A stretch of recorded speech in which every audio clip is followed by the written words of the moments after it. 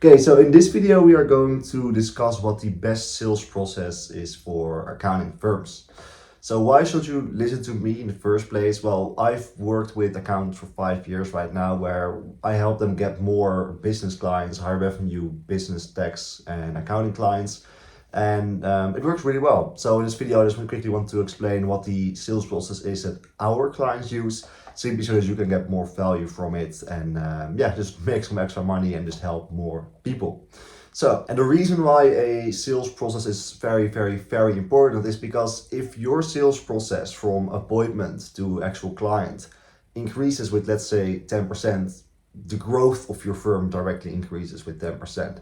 So it's so important to have like a predictable and consistently performing sales process, because it's just closely related to how fast your firm is growing outside of just upselling your current clients. And I discovered this sales process actually by interviewing a couple of my most successful clients. I've jumped on a lot of Zoom calls with them, especially with the clients that had a very high conversion rate, and they basically all had the very similar sales process. So I basically mapped it all out, tested it with all of my other clients, and basically found the best and the most ideal sales process to sell high revenue tax and accounting services to business owners. And one of the most important things actually that you want to remember is that it's also depending on the lead source of the prospects and the potential clients that you are selling your services to.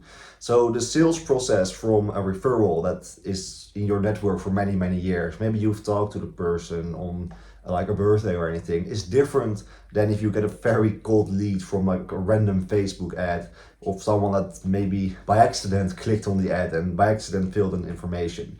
So the first thing that you need to realize is that the sales process is different per source of the lead.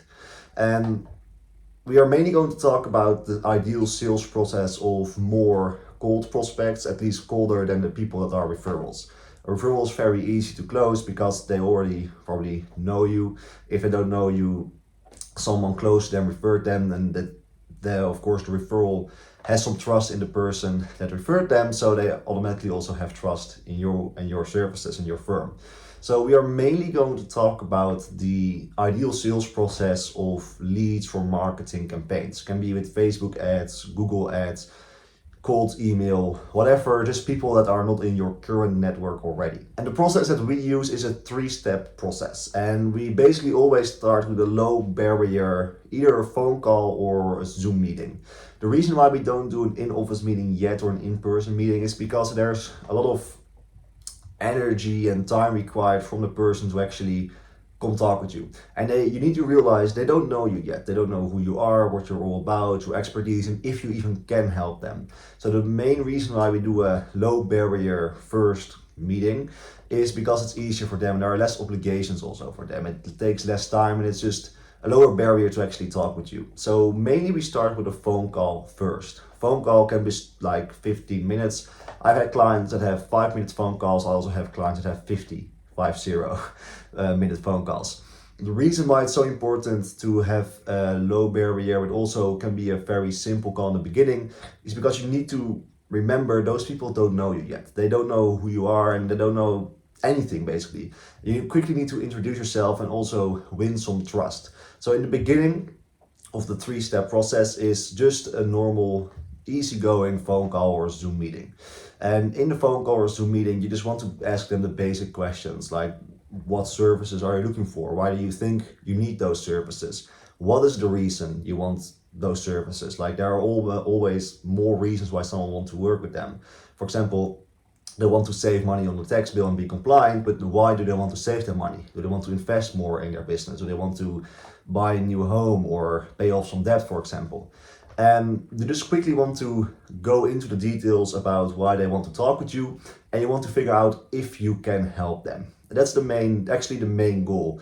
Figuring out if you can help the person, and then also, of course, winning their trust to actually go to the next step.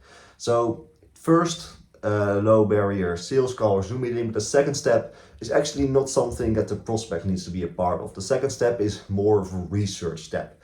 So in the first step, either the phone call or the Zoom meeting, you actually want to get access to their QuickBooks Online or whatever accounting software they use. simply so that you can do some research and also come up with the right pricing and the best service that you are going to offer them. If it's a very easy, for example, individual tax prep, and you already know exactly what the cost will be and everything, then you can skip the research phase. But if it's a more complex monthly accounting or a very complex tax planning step, and you just need to really get some more details, then of course you need to do some research. So after, or actually in the first step, in the low barriers phone call or Zoom meeting, you want to directly on the call itself get access to their accounting software. And the reason we want to do this on the call itself is because after the prospect leaves the call, hang up or leaves the Zoom meeting, maybe they will forget. And that's the last thing, of course, you want to happen, where you invest some time to talk with a potential client and just to basically not get access to their details, and you cannot even send a proposal. So you want to be on the phone with them and you want to explain exactly how can they actually share their details with me. And then if you actually have access to all the documents and the accounting software, then you directly schedule a second meeting. And that is extremely important actually. Always schedule a follow-up call, a second meeting on the initial meeting. And the reason why you want to do this is because it also is also like a psychological thing, because they put it on their calendar and they told you, yes, I'm going to be here. And the chances of them actually showing up are higher because they told you, like on the phone or in the Zoom meeting, yes, let's do a call, and the chance of them actually showing up are just higher. So always schedule the follow-up call and then get access to their software or their files so that you can actually come up with a plan. And while creating the plan, so the second step, you really need to think about, of course, the pricing, what I'm even going to offer, but mainly how can I provide the most value to this person, and how am I going to position myself as a more valuable investment to this prospect. Because someone can, actually I have a client that is really good at this. They come to him because they want to have simple bookkeeping that may cost $500 per month, very low tier service, and they leave buying a $2,000 accounting package. So in this phase, you really need to think about what are the services that I can help them with, but what is the most value that I actually can give to them. And what I always recommend people, and of course accountants, to do is actually come up with a couple plans. And of course you want to pitch the most valuable plan to them, provide the most value, which of course is also the highest priced value package, and where you're going to make the most money off. But you want to think about the different tiers of service that you can provide. So they come to you and maybe they have a simple bookkeeping question, but after you have access to their bookkeeping or accounting software, you see, okay, well, I actually can also offer fractional CFO services. They make enough money, their margins are high, and I actually see a lot of opportunities here. And what you actually also want to do in the first meeting, you are going to explain, okay, well, you're going to give me access to your accounting software. Let's schedule the second meeting, and it's actually important that you show up to this second meeting, because in the time between our meetings, I'm actually going to do research and I'm going to give you free advice in the second meeting. So there's extra incentive actually for those people to show up to the second meeting. So that's very important. And step number 2 is you are just going to do the research, come up with, I always advise like maybe 3 options. You just pitch the first one, and if they say, okay, well, this actually is pretty expensive, I don't really want to do this, you can actually just say, okay, well, we can also go with the other packages and order options. And this way, if they don't want to move forward with the most valuable service, you can still get them on board with a client as a client, and just upsell them later on. Like if the business is going to grow in the future, you can grow with them. So that's step number 2. You just do the research, try to position yourself, think about how you are going to position yourself, and just come up with the proposals.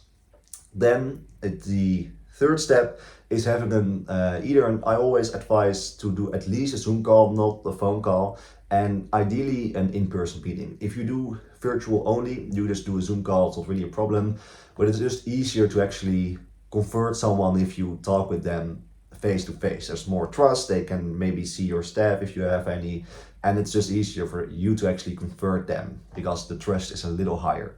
So it doesn't really matter too much, but if you, why not do an in-person meeting if you can. And in the third step, You're of course going to introduce like the proposals, and you're going to talk about why you think a certain package will be ideal for them. But the main thing that you want to do is positioning yourself to a more to a better investment, a more valuable investment to them.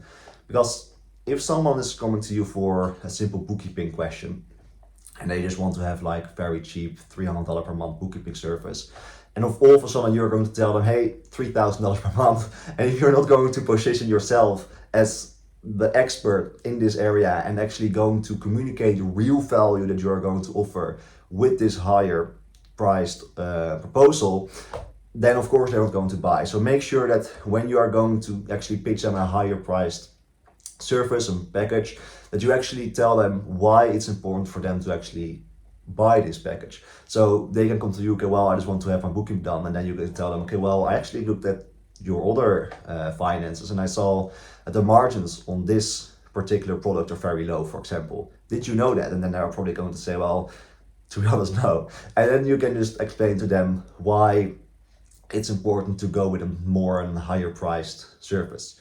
So that's very important. That's basically our 3-step process. You start with a low barrier phone call or Zoom meeting, you do research, and then step number 3 is pitching. And it's very important also that during the pitching phase of step number 3, after you communicated the value, try to actually close a deal on the second call itself. Because if you've done a good job of actually communicating what the value is, and you've done a good job also of telling them why it's important to actually move forward, simply because they will get their ideal outcome sooner, there's not really a reason for them to wait, unless they have like maybe they have like 4 business partners to discuss these things with. But you actually want to just try to actually get paid on the second meeting itself. Either get their card on file or just get a deposit or some form of commitment. Because after this point, you are going to do some work for them if you bring them on as a client. And of course, you don't want to like do the work for free, and then maybe they don't sign the engagement letter, and then they leave, and you lost a lot of time. But it's also just to find the real reasons why they maybe don't want to work with you. Because if in phase 3, where you are going to pitch a service, they say, okay, well, I will think about it, and you don't know why they want to think about it, then you can also not overcome this objection. If they say, I want to think about it because I don't know actually if you are an expert, then you can maybe come up with some case studies. You can come up with a client that is in the same industry, and just basically show, okay, well, it's actually good you tell me this. I actually have a client in the same industry with the same problem, and I actually helped him to solve the problem, and now he is making 10% more profit, for example. So that's the ideal process that we also follow. It's also very important that you schedule the second meeting as soon as possible. Of course, you need to have a little bit of time to do the research and to come up with the plan and the proposal and how you're going to position yourself. And the reason why it's very important that you schedule the second meeting as soon as possible is because you also don't want to get the prospect too distracted. The reason why they come to you is because they are very busy and they cannot really do their own accounting because they don't have the time or the expertise for it. And maybe if you schedule the second meeting 3 months later, they just are going to forget about everything. So just try to schedule it within like 48 hours or maybe 3 days, that you still have time to actually come up with a plan, but so that you can also keep the lead warm. And the last thing also you want to happen is that they maybe start to talk with another accountant, your competitor, and then they think that they can maybe offer a better service. You maybe are doing a better job, but simply because their sales process is faster, that they actually get the new business. So it's important that you schedule those calls sooner rather than later. And it's also important that you have a lot of availability, so that if they schedule a second call, let's say they want to schedule the meeting on Monday, and the first availability is on Friday, of course you're not going to schedule a meeting with you, but with your next door competitor. Another reason why it's actually very important that you have a set process, like a systemized process, is because if the process is the same, then you can actually measure how good the performance is of the process. So if you follow the same 3-step process I just explained to you, then you can make small little changes and actually see, okay, well, if let's say that I'm going to make a little change in step number 3 of the process, is this going to improve or decrease the results of the sales process? And it's also more measurable. So for example, you want to measure in like the same process for 30 potential clients, then you have the data and you make a small change. And you can also be less emotional about it because the numbers just tell exactly what is going on. It is also easier to outsource. So if you have a set process, you can basically, after it's proven to work, give it to like a sales representative or like a colleague who can take over, or for when you are on vacation or when you are growing and you want to work more on the business instead of in it. And it's also predictable. If you, for example, have a systemized process for actually getting those first initial meetings, then you can actually say, okay, well, I know that 50% of the people we are going to convert to a client. So I know that if I'm going to spend 100% more on my ads, and I'm going to double the amount of appointments I get, that I'm going to get an X amount of new clients. So it's also more predictable. You can predict the future and think, well, can I actually get more appointments? Can I handle it in terms of capacity? Can I still offer a great service? So it's reliable, it's predictable. You can outsource it in a better way, which is of course a real asset to your business. Also, if you want to sell the firm in the future. And with this exact system, a client of mine, I'm not going to tell who it is, but it was to a degree where I was actually kind of shocked about how good his results were. I'm talking about, we were doing a Facebook campaign for his firm, really tax focused, tax planning, and he was converting that many people that I was just thinking, okay, well, I don't think he's tracking it properly, because it was the conversion rate was so high and the pricing of the people that he was actually converting was also very high.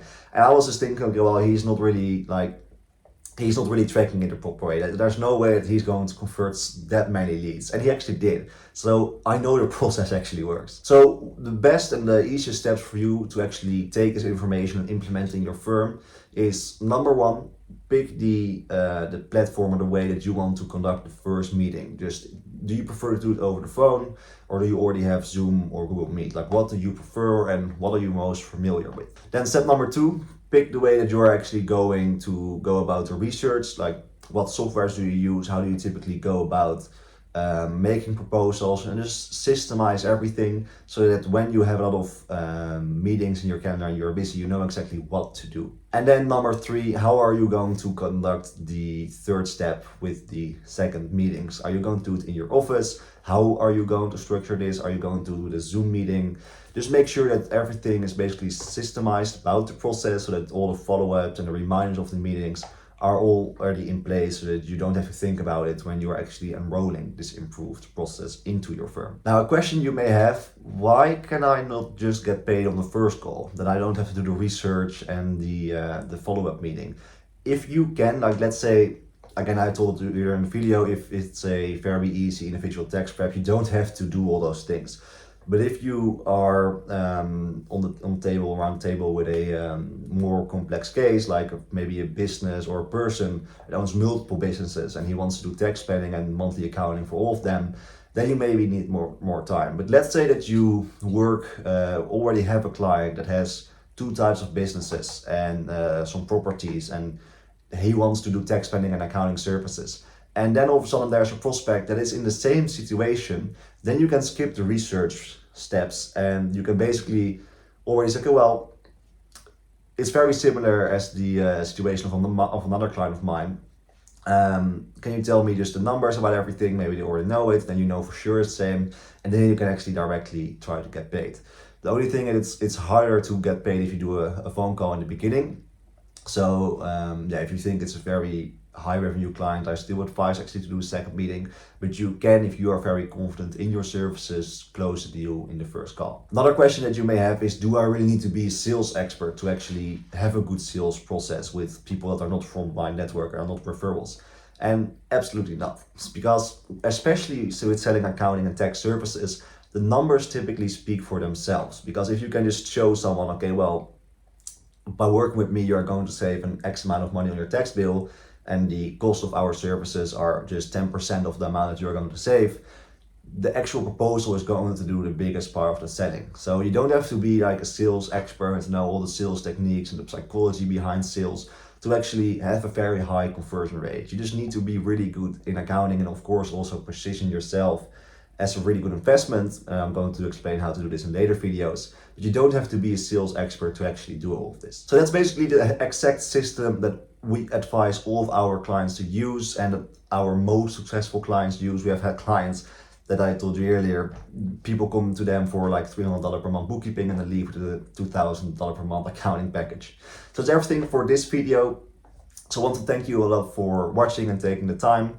What you actually can do if you want to get more clients, high revenue tax and accounting clients, there's a link in the description you can click if you want to check out how I can potentially help you. If you don't want to grow or you're not interested, no worries, you can just watch the other videos I'm going to upload. So yeah, again, thanks so much for watching the video. If you liked it, just click on the like button so that the algorithm of YouTube is going to serve you more valuable videos like this. You can click on subscribe if you want to make sure that you don't miss any videos. I'm going to upload many more just so that you can grow your accounting firm. And I will see you in the next video. Thanks.